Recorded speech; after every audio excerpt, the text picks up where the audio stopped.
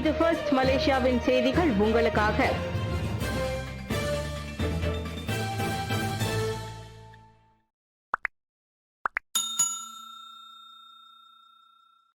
பேரரசரின் பிறந்த நாளை முன்னிட்டு ஜூன் 3 பொது விடுமுறை.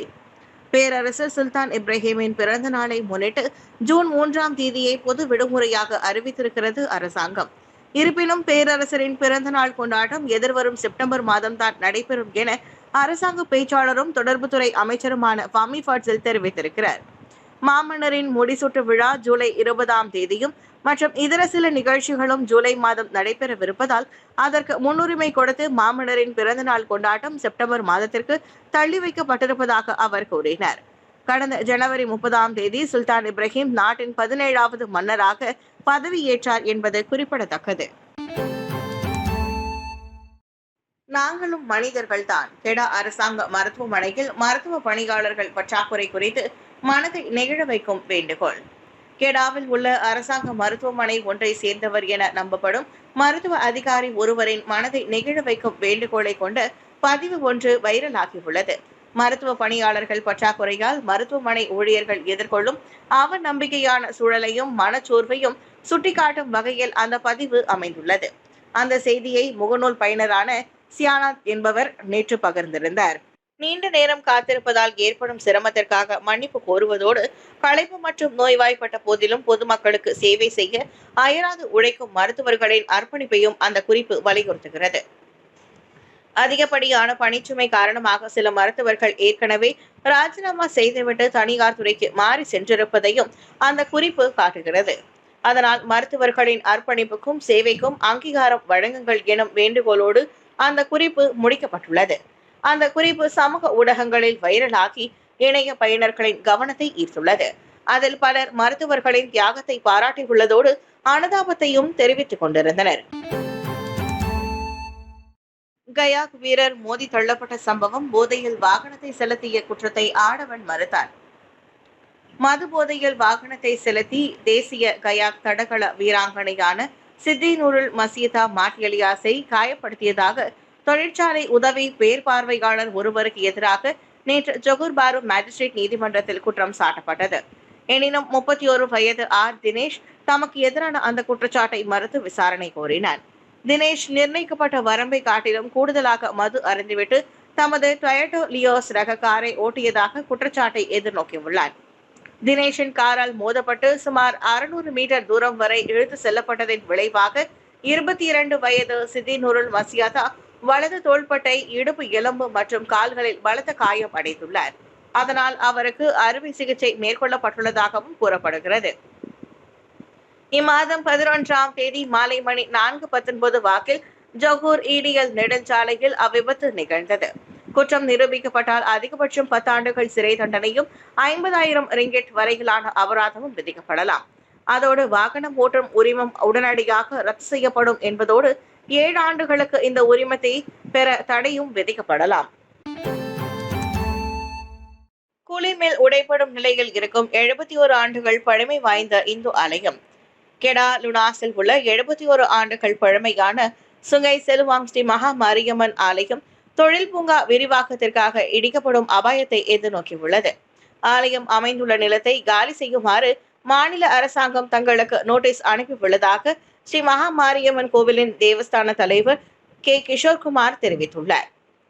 1953ஆம் ஆண்டு தோட்ட தொழிலாளர்களால் கட்டப்பட்ட அந்த ஆலயம் தோட்ட நிர்வாகத்தின் ஒரு பகுதியாக முன்பு சைம் டார்பி நிறுவனத்தால் நிர்வகிக்கப்பட்டு வந்துள்ளது. எனினும் அக்கோவில் தற்போது கூலிம் ஹைடெக் பூங்காவின் ஒரு பகுதியில் அமைந்துள்ளது.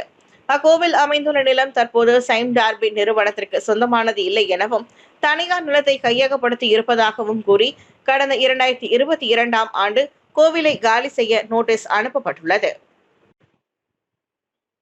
அது தொடர்பில் மாவட்ட அதிகாரிகள் கூலிம் ஹைடெக் பூங்கா நிறுவனம் உட்பட மாநில மந்திரி பெசாருடன் பேச்சுவார்த்தை நடத்தப்பட்ட போதிலும் பயனில்லை என கிஷோர் கூறியுள்ளார். அந்த கோவிலை இந்துக்கள் அதிகம் வசிக்கும் தாமான் மக்மூர் பகுதியில் இடமாற்றம் செய்ய வேண்டிய வசதிகள் செய்து தர வேண்டும் என கோவில் நிர்வாகம் கேட்டுக் கொண்டுள்ளது.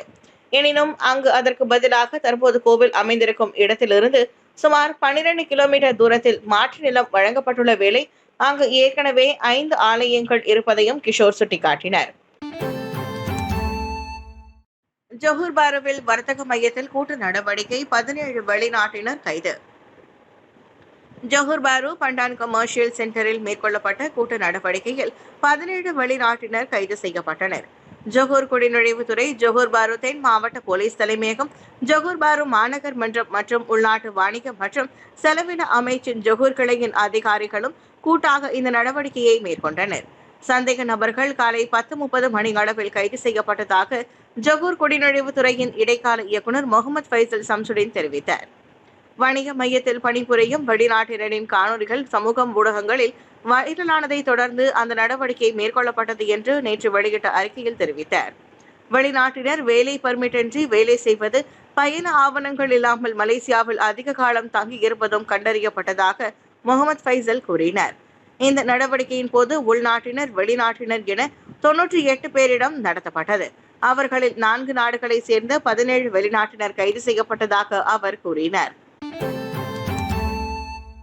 குவாந்தானில் கால்நடைகள் திருட்டு தடுக்க ஜெர்மன் ஷெப்பர்ட் நாயை பயன்படுத்தும் விவசாயி. பஹாங், குவாந்தான், பெசரோ, கம்போங் பத்து ஹிதாமில் உள்ள விவசாயி ஒருவர் தியாக திருநாளுக்காக ஆர்டர் செய்யப்பட்டுள்ள 80 கால்நடைகளை பாதுகாக்க ஜெர்மன் ஷெப்பர்ட் நாய் ஒன்றை பயன்படுத்தி வருகிறார்.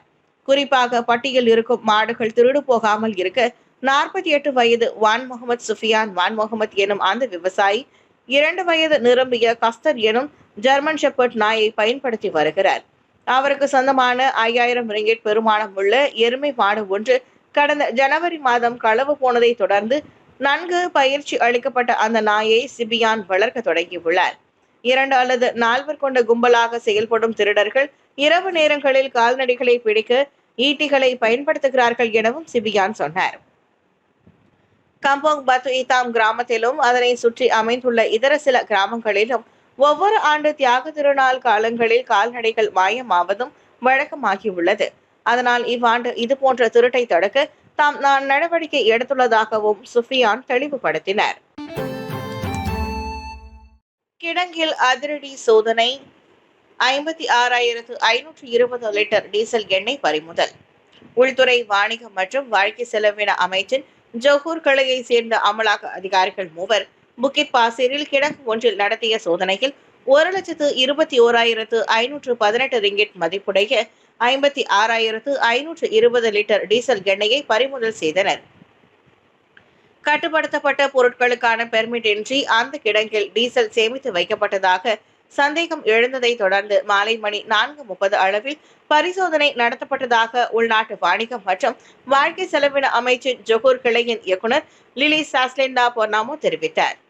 டீசல் எண்ணெயை சேமித்து வைப்பதற்கு பயன்படுத்தப்படும் 20 டாங்கிகள், டீசல் எண்ணெயை பரிமாற்றக்கூடிய கருவிகள், 1 லோரி, 1 ட்ரெய்லர் ஆகியவையும் பறிமுதல் செய்யப்பட்டன. இவற்றின் மதிப்பு 3,75,518 ரிங்கெட் ஆகும் என லிலிஸ் சாஸ்லிண்டா கூறினார். அந்த கிடங்கிற்கான லைசன்ஸ் மற்றும் கட்டுப்படுத்தப்பட்ட டீசலை வைத்திருந்ததற்காக பெர்மிட் போன்ற ஆவணங்களையும் அந்த கிடங்கை சேர்ந்தவர்கள் காட்ட தவறினர். இந்த சோதனையின் போது லோரி ஓட்டுநர்கள் என நம்பப்படும் உள்நாட்டை சேர்ந்த 2, கிடங்கின் பாதுகாவலர் என நம்பப்படும் வெளிநாட்டு ஆடவர் ஒருவரும் கைது செய்யப்பட்டதாக அவர் கூறினார். உடல் பருமன் பிரச்சினை, மலேசியர்களிடையே 10 விழுக்காடு அதிகரிப்பு. 2023ஆம் ஆண்டு தேசிய சுகாதாரம் மற்றும் நோயுற்ற ஆய்வு NHMS-இன் கணக்கெடுப்பின்படி மலேசிய பெரியவர்களில் 54.4 விழுக்காட்டினர் அதிக எடை அல்லது உடல் பருமனால் பாதிக்கப்பட்டுள்ளது தெரிய வந்துள்ளது. இதற்கு முன்னர் 2011ஆம் ஆண்டு எடுக்கப்பட்ட ஆய்வுடன் ஒப்பிடுகையில் தற்போது அது 10 விழுக்காடு அதிகரித்திருக்கிறது. இந்த ஆய்வின் முடிவை சுகாதார அமைச்சர் டாக்டர் சுல்கிஃப்லி அகமது வெளியிட்டார். 13,616 மலேசியர்களை உள்ளடக்கிய இந்த ஆய்வில் 4.9% பெரியவர்கள் மட்டுமே பரிந்துரைக்கப்பட்ட தினசரி பழங்களையும் காய்கறிகளையும் உட்கொள்கின்றனர். 29.9% பெரியவர்கள் உடல் ரீதியாக செயலற்றவர்களாக இருக்கின்றனர் எனும் திகிட்டிடும் தகவலையும் சுகாதார அமைச்சு வெளியிட்டுள்ளது. ஆக மலேசியாவில் உடல் பருமன் பிரச்சினை ஆபத்தான நிலையை எட்டியுள்ளதை சுகாதார அமைச்சு இந்த ஆய்வின் வழி எச்சரித்துள்ளது. இந்த வருடாந்திர NHMS-இன் ஆய்வு மலேசியர்களிடையே நோய்களின் பரவல் மற்றும் அது தொடர்புடைய ஆபத்து காரணிகளை பற்றிய நுண்ணறிவை வழங்கும் ஒரு ஆய்வாகும். 36 நாடுகளை சேர்ந்த சுற்றுப்பயணிகள் ஆட்டோகேட்களை பயன்படுத்தலாம். ஜூன் 1ஆம் தேதி நடப்புக்கு வருகிறது. ஆபத்து குறைந்த மேலும் 36 நாடுகளை சேர்ந்த சுற்றுப்பயணிகள் ஜூன் 1ஆம் தேதி முதல் மலேசியாவின் முக்கிய நுழைவாயில்களில் உள்ள ஆட்டோகேட்களை பயன்படுத்தலாம் என உள்துறை அமைச்சர் சைஃபுடின் அசதியோன் இஸ்மாயில் கூறியுள்ளார். தற்சமயம் அந்த சலுகை 10 நாடுகளில் இருந்து வருகை புரியும் பயணிகளுக்கு மட்டுமே வழங்கப்படுவதையும் சைஃபுடின் சுட்டிக்காட்டினார். இந்த பட்டியலில் புதிதாக 36 நாடுகளை இணைப்பதன் மூலம் மொத்தம் 46 நாடுகளை சேர்ந்த பயணிகள் இனி குடிநுழைவுத்துறை முகப்புகளுக்கு செல்வதை தவிர்த்து ஆட்டோ கேட்களை பயன்படுத்த முடியும். இந்த முயற்சியின் வாயிலாக நாட்டின் முக்கிய நுழைவாயில்களில் குடிநுழைவு சோதனைகளை விரைவுபடுத்த முடியும் எனவும் அமைச்சர் நம்பிக்கை தெரிவித்தார். இவ்வாண்டு ஜனவரி முதல் ஏப்ரல் வரை மொத்தம் 40 மில்லியனுக்கும் அதிகமான பயணிகள் மலேசியாவிற்குள் நுழைந்துள்ளனர்.